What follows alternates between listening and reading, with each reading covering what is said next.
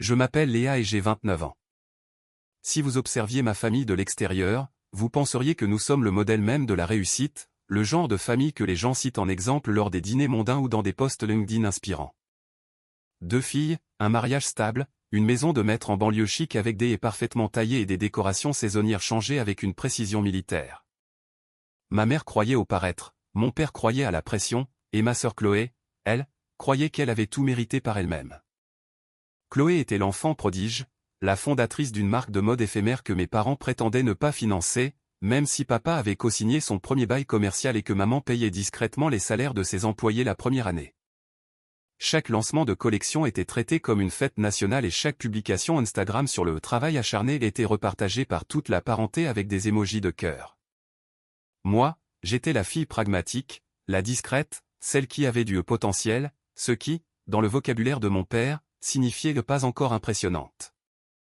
Je trimaillais depuis 3 ans dans une start-up de cybersécurité, travaillant sur l'infrastructure back-end, des nuits blanches, des protocoles de conformité gouvernementaux, du code qui ne se photographiait pas bien mais qui maintenait des systèmes entiers debout. Mais si ce n'était pas visible, ça ne comptait pas. En grandissant, je pensais que ce déséquilibre s'effacerait si je devenais simplement incontestable. Diplômée en avance, promue rapidement, indépendante, construisant quelque chose de réel. Au lieu de cela, les fêtes de famille sont devenues des entretiens d'évaluation annuels. Chloé vient de signer un nouveau distributeur au Japon, la boutique de Chloé a atteint un chiffre d'affaires à 6 chiffres ce trimestre, et mon père me demandait toujours entre deux plats, « Et toi, Léa ? Toujours dans ton codage ?» Comme si je faisais du bricolage, comme si la stabilité était une petite chose insignifiante. Puis est arrivé ce SMS, victoire familiale cette semaine. Dîner au pavillon d'argent. 19h, ne sois pas en retard. Le pavillon d'argent n'était pas un endroit décontracté. C'était le genre de restaurant où le voiturier portait un parfum plus cher que mon loyer, le genre d'endroit où la lumière était assez tamisée pour pardonner le vieillissement mais assez vive pour exposer l'insécurité. Nous n'avions pas eu de célébration familiale depuis des années, à moins que Chloé ne lance quelque chose. Mais je venais de participer à une percée majeure dans l'infrastructure de défense au travail, nos négociations de contrat avançaient et mon patron, Julien, m'avait laissé entendre que j'étais pressenti pour un poste de direction. Peut-être que ce dîner était pour moi. Je suis resté 10 minutes dans mon appartement avant de partir, fixant mon reflet, un blazer noir, des lignes épurées, des bijoux minimaux, un visage calme. L'espoir est dangereux quand on a été conditionné à ne rien attendre. Ils étaient déjà assis quand je suis arrivé, le vin était servi et les huîtres transpiraient sur la glace pilée. « Léa !» s'est exclamée ma mère avec un sourire trop éclatant. Mon père s'est levé à moitié pour me tapoter l'épaule, « Tu as l'air élégante. » Chloé a souri, ce sourire doux et travaillé d'influenceuse. « À la croissance ?» a-t-elle dit en levant son verre avant même que je ne m'assoie. Ils ont posé des questions sur mon travail, pas seulement en surface, mais de vraies questions, qu'est-ce que l'architecture back-end exactement? Quelle est la taille de ton équipe maintenant? Tu travailles sur des contrats d'État. Ils ont écouté, ils ont ri quand j'ai décrit le débogage d'une boucle de permission qui avait failli faire échouer un déploiement. Pour la première fois depuis des années, j'ai relâché mes épaules. Peut-être qu'ils me voyaient enfin, peut-être que ces années à courir après leur approbation étaient terminées. Mon père a même commandé une autre bouteille de vin, pour le passage au niveau supérieur, a-t-il dit. J'y ai presque cru. Puis son téléphone a vibré, il a froncé les sourcils de manière dramatique, nous devons sortir un instant, un appel rapide. Chloé a attrapé sa pochette, je reviens tout de suite, Serette. Maman s'est penchée vers moi, ne commande pas de dessert. Ils sont sortis ensemble. 5 minutes ont passé, j'ai vérifié la porte. 10 minutes. Le serveur s'est approché avec ce demi-sourire poli et compatissant que les serveurs perfectionnent avec le temps, quand vous serez prête, madame. Il a posé l'addition devant moi, 10 472,80 €. Le chiffre ne s'est pas imprimé tout de suite dans mon esprit, cela ressemblait à une erreur de frappe. Puis mon téléphone a vibré. Papa, voyons comment elle gère le monde réel. Chloé, marche ou crève, Serette. Maman, éducation motivationnelle. L'émoji souriant à la fin m'a noué la gorge. J'ai fixé le message assez longtemps pour que les mots deviennent flous. Ils avaient tout prévu, la chaleur, le toast, les questions. Ce n'était pas de la cruauté impulsive, c'était une chorégraphie. J'ai essayé d'appeler mon père, direct sur messagerie. Ma mère, messagerie. Chloé m'avait bloqué. Autour de moi, le restaurant bourdonnait de rires feutrés et de tintements de verre. Un couple 2 tables plus loin célébrait des fiançailles, quelqu'un a applaudi, un bouchon de champagne a sauté. Et moi, j'étais assise devant des côtelettes d'agneau que je n'avais pas touchées, des huîtres que je n'avais pas commandées et une addition plus élevée que mes remboursements annuels de prêt étudiant. Ce sera une seule carte, a demandé doucement le serveur. Ma famille est sortie avec mon portefeuille, ai-je dit, ma voix sonnant calme et détachée, comme si elle appartenait à un narrateur et non à moi-même. Il a hoché la tête et a disparu en cuisine. Je suis sorti et j'ai appelé Julien, mon patron. Il a répondu à la 2e sonnerie, et Léa, tout va bien? Mes parents viennent de me laisser avec une addition de 10 000 € au restaurant. Un silence, puis, ce n'est pas une blague, n'est-ce pas? Non. Envoie-moi le total, je vais faire le virement. On enregistrera ça comme un prêt personnel à court terme, tu me rembourseras quand tu pourras. Il n'a pas demandé de contexte, il n'a pas fait de leçon. 10 minutes plus tard, le directeur du restaurant s'est approché de moi, le paiement a été confirmé. Un sourire poli, des yeux mesurés. Je me suis levé pour partir. Près de la sortie, le serveur a glissé quelque chose dans ma main, une serviette pliée. À l'intérieur, c'était écrit à la main, j'ai entendu ce qui s'est passé. Vous avez géré cela avec dignité. Il ne vous mérite pas. Cette phrase a brisé quelque chose en moi, pas parce qu'elle réparait la situation, mais parce qu'un étranger l'avait vue. Dehors, mon téléphone a encore vibré. Mon père, maintenant, tu as payé comme une adulte. J'ai bloqué les 3. Pas de discours dramatique, pas de paragraphe de colère, juste le silence. Au lieu de rentrer chez moi, j'ai conduit jusqu'à mon bureau. Il était presque minuit, les lumières de sécurité bourdonnaient, les parois de verre reflétaient une version de moi que je reconnaissais à peine, pas brisée, juste en train de me recalibrer. J'ai ouvert mon ordinateur, créé un nouveau dossier, incident dîner, 5 juillet. Capture d'écran, reçu, journaux de SMS. Puis j'ai remarqué quelque chose d'étrange. Mon téléphone avait enregistré une partie de la soirée, un appel que j'avais accidentellement laissé ouvert avait capturé la majeure partie du dîner. Leur voix, leur ton, le changement subtil dans le rire de mon père juste avant qu'il ne sorte. Une preuve froide et non filtrée. J'ai tout organisé, horodaté, pas parce que je prévoyais de les exposer, mais parce que pour une fois, je refusais de les laisser réécrire l'histoire plus tard. Je n'étais pas trop sensible, je n'interprétais pas mal, je n'étais pas dramatique. Au lever du soleil, mes yeux me brûlaient à force de fixer l'écran, mais je n'étais pas en colère. La colère est bruyante, ceci était calme, définitif. Je me suis adossé à ma chaise et j'ai réalisé quelque chose qui m'effrayait plus que l'addition, je n'espérais plus rien d'eux. Le premier message vocal est arrivé 3 jours plus tard. J'étais en train de refactoriser un module d'exportation quand mon téléphone a vibré sur mon bureau. Le nom de ma mère a illuminé l'écran, j'ai laissé sonner. Puis il a vibré encore et encore. Au moment où j'ai vérifié mes notifications, il y avait 6 appels manqués, 2 de maman, 1 de papa, 3 de Chloé. Pas de SMS, c'était nouveau. J'ai failli ignorer tout cela, mais quelque chose dans ma poitrine s'est serré, pas de la peur, pas de l'espoir, de la curiosité. J'ai ouvert Twitter, tapé le nom du restaurant, trié par les plus récents. C'était là. Une vidéo publiée 4 heures plus tôt, je viens de voir une femme se faire piéger avec une addition de 10 000 € par sa propre famille. Ils sont partis au milieu du dîner et lui ont envoyé un message pour la traiter de ratée. Ce n'est pas une blague, c'est de la maltraitance émotionnelle. En dessous, un clip de 15 secondes, moi, assis seul à cette table massive, le serveur posant l'addition, mon visage calme d'abord, puis pâlissant visiblement. On pouvait entendre quelqu'un chuchoter, « Attends, ils l'ont vraiment laissé ». La caméra tremblait légèrement, comme si la personne qui filmait ne l'avait pas prévu. J'ai regardé une fois, puis 2. 92 000 likes. Les réponses étaient brutales, des parents comme ça attendent un brunch pour la fête des mères, imaginez humilier votre propre fille pour du contenu, c'est de l'abus financier, point final. Mon estomac s'est retourné, pas de honte, mais à cause du sentiment surréaliste de voir mon humiliation privée devenir une preuve publique. Un autre clip a fait surface, à l'extérieur du restaurant, le voiturier secouant la tête, c'est la première fois que je vois quelqu'un abandonner son propre gosse. Gosse. J'ai presque ri, j'ai 29 ans. À l'heure du déjeuner, c'était partout. TikTok a repris les images avec des analyses dramatiques, un créateur a superposé le SMS de mon père à marche ou crève avec un commentaire sur la parentalité toxique. Quelqu'un a ajouté une musique lente, un autre des sous-titres, un autre a ralenti le moment où l'addition touche la table.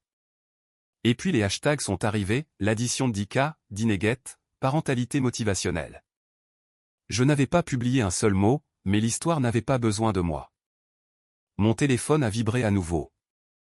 Chloé, tu dois faire supprimer ça immédiatement. J'ai fixé le message. Je ne l'avais pas publié, je ne l'avais envoyé à personne. Ma mère a rappelé, cette fois j'ai décroché. Léa, a-t-elle soufflé, la voix tendue, qu'est-ce qui se passe sur Internet? Dis-le-moi, toi. Ta tante vient de nous envoyer quelque chose, il y a une vidéo. Pourquoi quelqu'un enregistrerait ça? C'est humiliant. Humiliant? J'ai pressé le téléphone plus fort contre mon oreille. C'était humiliant quand vous êtes parti?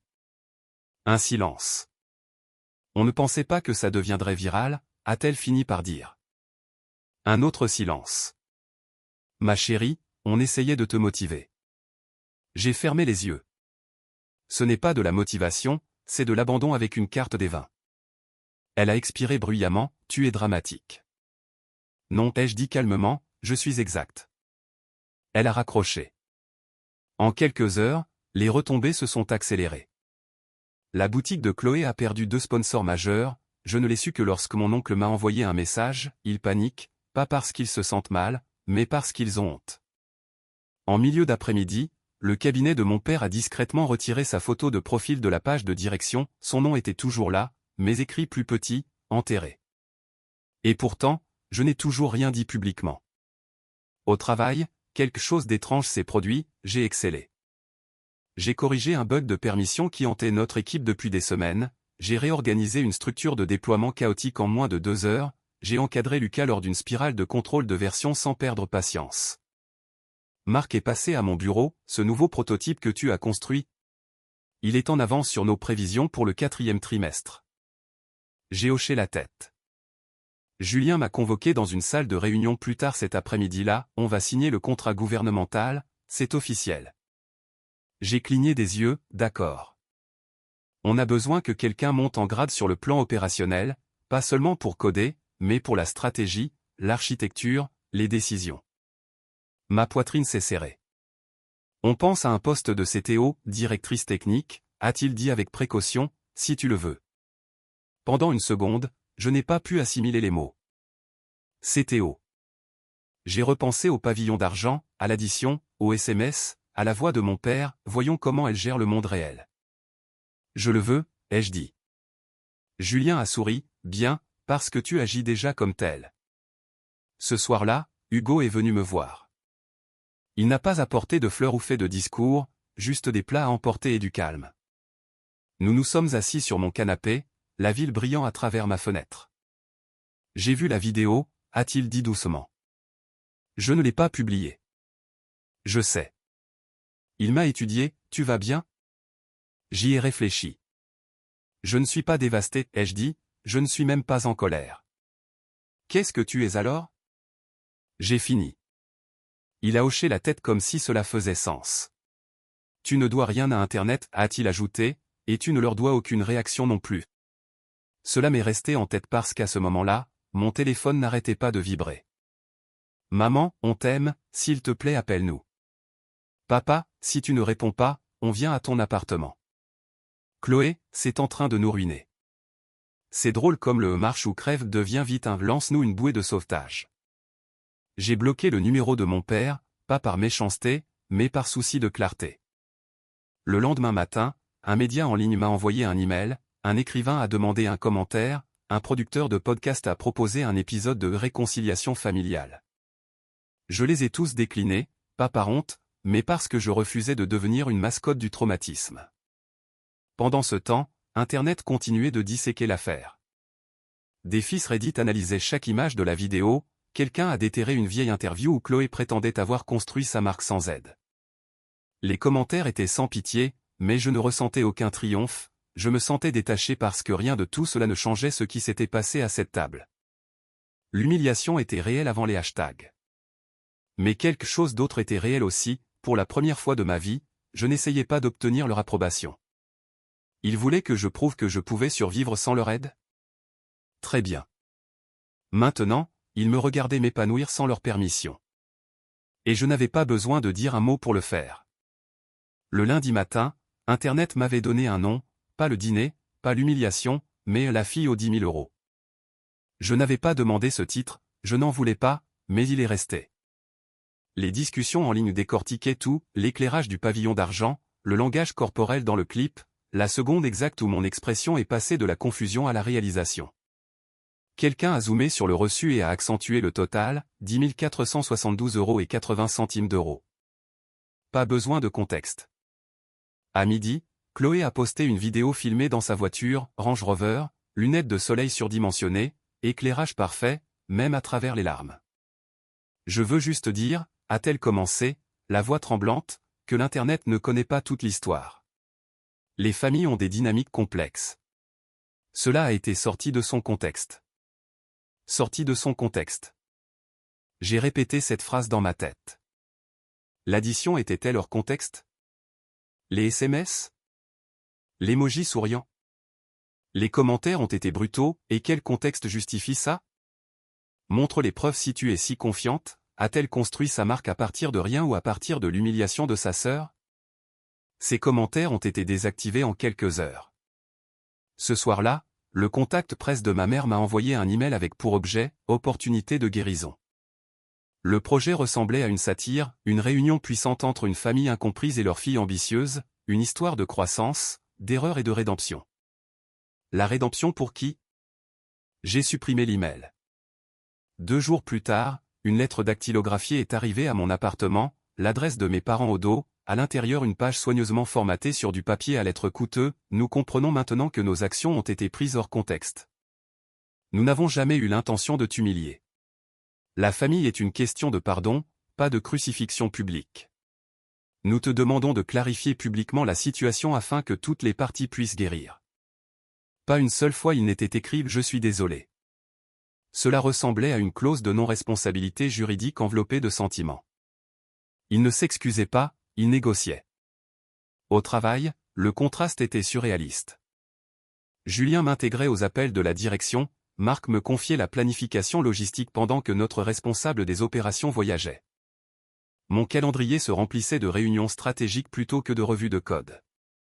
Tu fais déjà la moitié du travail, m'a dit Marc nonchalamment, autant en récolter le crédit. J'avais maintenant mon propre stagiaire. Lucas traînait près de mon bureau un après-midi, nerveux, et, a-t-il dit doucement, j'ai vu ce qui s'est passé. Je me suis préparé.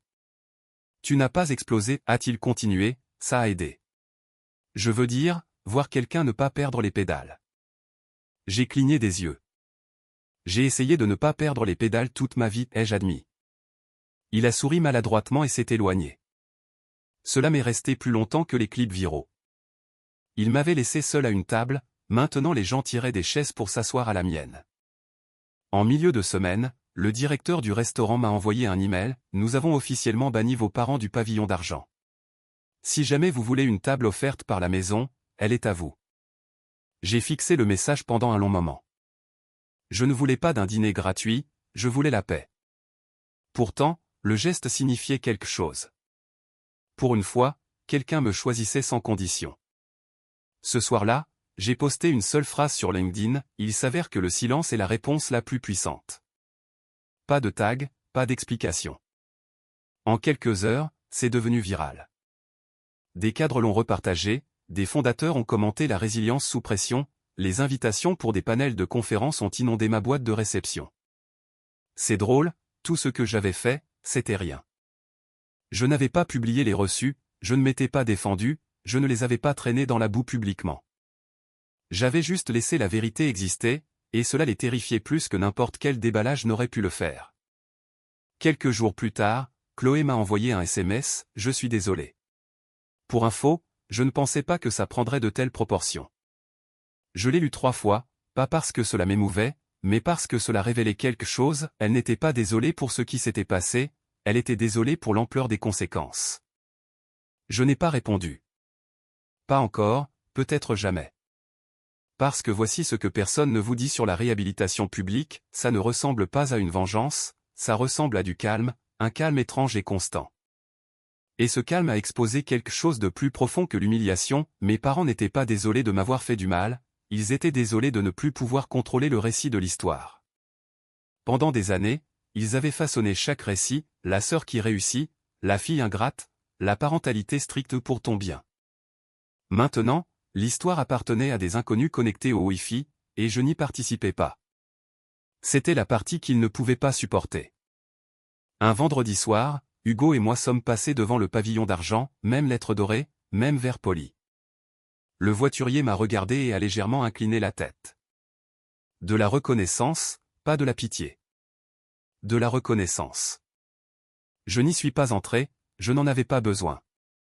Le poids qui s'installait autrefois dans mon estomac quand je pensais à cet endroit avait disparu. J'ai tourné le coin de la rue et j'ai continué à marcher parce que ce dîner n'était pas le point culminant, c'était le pivot. Et pendant qu'il se démenait pour déformer, expliquer et sauver les meubles, moi, je construisais. On a frappé à ma porte un lundi soir. C'était un coup doux, pas urgent, pas dramatique, juste délibéré. J'étais en jogging, pieds nus dans ma cuisine, en train de réchauffer un reste de risotto et de faire défiler des métriques de déploiement quand j'ai entendu. Pendant une seconde, j'ai envisagé d'ignorer, puis on a frappé à nouveau. J'ai ouvert la porte à moitié. Ma mère se tenait là, pas de perles, pas de blazer structuré, pas de sourire poli au rouge à lèvres, juste un pull simple, les cheveux attachés, le visage nu. Elle semblait plus petite. « Je ne suis pas là pour discuter », a-t-elle dit rapidement, comme si elle l'avait répété dans l'ascenseur, « je voulais juste te voir. » Je ne l'ai pas invitée à entrer, mais je n'ai pas fermé la porte non plus. Elle a regardé derrière moi dans l'appartement, le tableau blanc couvert de notes de projet, le certificat de brevet encadré de notre start-up, la bibliothèque que j'avais enfin remplie de choses que j'aimais plutôt que de choses qui paraissaient impressionnantes. « Tu as fait tout ça ?» a-t-elle chuchoté. Oui. Il n'y avait aucune accusation dans sa voix, juste une réalisation. Elle a fouillé dans son sac et a sorti une enveloppe Kraft. « Ce n'est pas pour t'acheter le silence » a-t-elle dit, « c'est ce que nous te devons. » Je l'ai fixé mais je ne l'ai pas prise immédiatement. « Vous ne me devez rien » ai-je dit. Ses yeux ont vacillé, « nous te devons tout. » C'était plus proche d'une excuse que n'importe quoi d'autre écrit sur ce papier à lettres. J'ai fini par prendre l'enveloppe, elle était plus lourde que ce à quoi je m'attendais. Elle n'a pas essayé d'entrer, n'a pas demandé d'eau, n'a pas mentionné le pardon. Je pensais autrefois que le succès ressemblait à Chloé, a-t-elle dit doucement, la visibilité, les applaudissements. Elle a regardé autour d'elle à nouveau, maintenant, je réalise que ça ressemble à ça. Je n'ai pas répondu parce qu'une partie de moi voulait la croire et une autre partie se souvenait de l'émoji souriant. Elle a bougé maladroitement, ton père a-t-elle commencé, puis elle s'est arrêtée, il ne sait pas comment dire pardon. Ce n'est plus mon fardeau, ai-je dit. Les mots m'ont surprise moi-même, mais ils étaient vrais. Elle a hoché la tête lentement, si jamais tu veux parler. J'y réfléchirai. C'était tout ce que j'offrais. Elle l'a accepté comme un cadeau. Puis elle s'est retournée et a marché dans le couloir, pas de câlin dramatique, pas de larmes, juste des bruits de pas qui s'estompaient. J'ai fermé la porte, je l'ai verrouillée, j'ai posé l'enveloppe sur le comptoir. Je ne l'ai pas ouverte, pas ce soir-là. Au lieu de cela, je me suis versé un verre de vin, un rouge bon marché, rien de sélectionné.